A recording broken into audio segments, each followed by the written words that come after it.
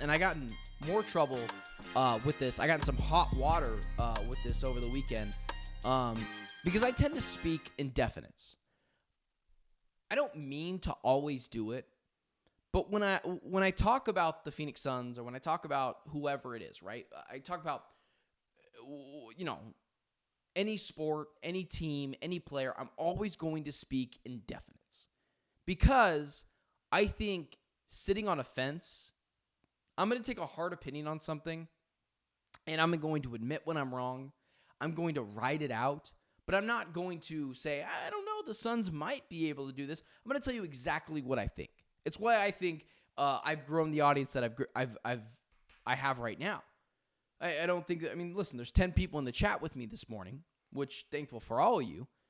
A year ago, I don't think I could get one person in this chat. I think people appreciate my honesty, even if at times it seems a little harsh.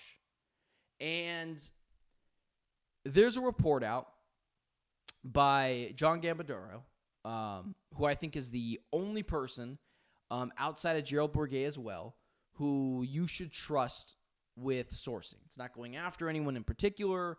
There has been a long track record of John Gambadoro's, regardless of how some people feel about him, who I think is a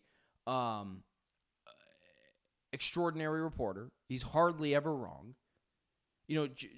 Gambo basically came out and said, hey, the Suns are in really early talks about a trade for Nick Richards. And I got in a lot of trouble because I had said, Gambo reporting this, basically is what I tweeted, and you can follow me on all social media platforms at Ben Garcia Show, is, Gambo tweeted this, so that must mean, I'm assuming, they're likely done with the Jimmy Butler sweepstakes. And I had everyone come after me. And honestly, sometimes I have an opinion, and I have to do a double take of that opinion, because I say to myself, I'm like, wait a second, where is anyone seeing anything different here? But the Phoenix Suns going after Nick Richards as is, right? With no other picks, with no other whatever, unless they swing a deal for Tyus Jones, unless they swing a deal for Monte Morris and bring in more assets, and that might be the case, Grayson Allen, who I think doesn't have as much trade value as some Suns fans think, I would be surprised if the Suns got Nick Richards and Jimmy Butler. Guys, it's a simple game of dollars and cents at this point. I like Nick Richards potentially on this Phoenix Suns team. King Nacho joining us. He's a loyal listener of Locked On Phoenix Suns, who for some reason everyone thinks is my burner account, which I think is hilarious, by the way. But I don't know where there's a scenario where Nick Richards and Jimmy Butler come to the Phoenix Suns. And I got in a lot of hot water with that, because basically what I had said was, guys, they have 3 second-round picks and 1 first-round pick.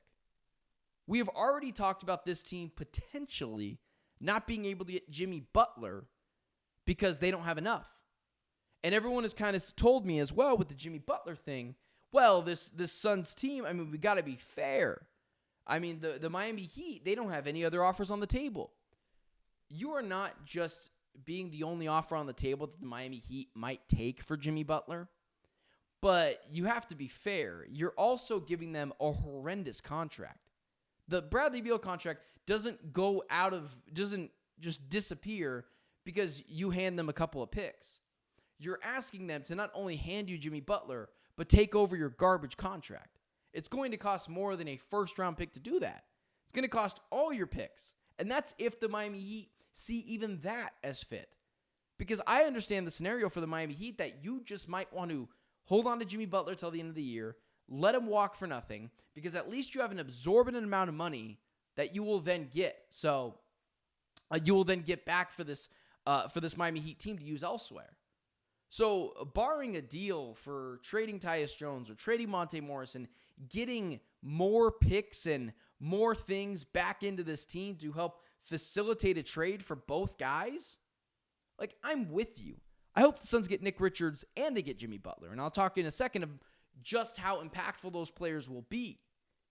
But, I mean, call it what it is, guys. We have to call it what it is. There's no way, with the assets the Suns have now, barring a trade for Tyus, Monte Morris, Grayson Allen, and getting more assets in, are you getting Nick Richards and Jimmy Butler? And I had a lot of people tell me those two things aren't related. No, they are.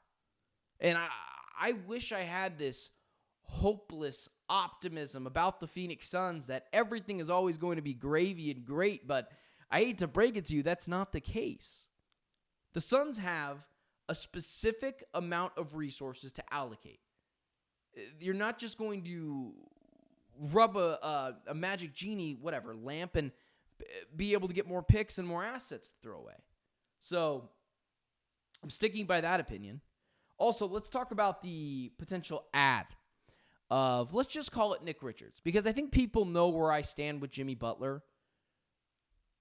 Nick Richards is not going to change the trajectory of this team. He's a backup big on a not very good Charlotte Hornets team. That's another thing about Nick Richards that, yes, good player. He'd be the immediate starter on the Phoenix Suns. And it shows just how bad this Suns team is at the front court position, more particularly at the center position. I want to warn Suns fans that are pounding the table, that are begging for Nick Richards to come to the Suns team. He can't start on a bad Charlotte Hornets team. It's not to say he wouldn't be an upgrade or whatever the Suns have. Mason Plumlee is terrible. Yusuf Nurkic is terrible. The Suns' best center player is Oso Ighodaro, who's an undersized center, probably more suited as a 4, and he's a second-round player. Nick Richards isn't changing the trajectory of this team. He's not taking them from not a playoff team right now, as they currently sit, to a championship contender. He's just not doing that. But what I think Nick Richards can do is help elevate the floor of this team. Can he help take them from a playoff team or from a non-playoff team to a playoff team, a play-in team? Yeah, I could see that. That's how bad the center position has been. But this team is going to go as the big three goes. Bradley Beal, Kevin Durant, Devin Booker are going to have to carry this team. Of course, it goes without saying that the role players have to be better and the rookies have to step up and Budenholzer has to make good adjustments. But this idea that they're going to go from a non-playoff team to a championship contender just because you really hope it happens, because they get Nick Richards, I think is just asininely bad to think. This team has to go as Bradley Beal, Devin Booker, and Kevin Durant go. It's not going to switch from a role players team. You already have developed an identity. Small ball and star players. It could work. And yes, adding players on this team does need to be obviously a necessity for this team and help elevate the floor, but call it what it is. Those players, Nick Richards, even a Grayson Allen, are not changing the trajectory of this team. Jimmy Butler could. He's a star player, and that helps fit your culture and what you are as an identity, but I want to temper the expectations a little bit of Nick Richards. He's clearly going to be better what the Suns have now. I mean, it can't be any worse, but Yusuf Nurkic and Oso Ighodaro and Mason Plumlee are not what's holding this team back. What's holding this team back is cohesion, chemistry, and I think a little bit of a better culture, a little bit more of a physical culture. So that's where I would sit with that. I just like to temper those expectations just a bit.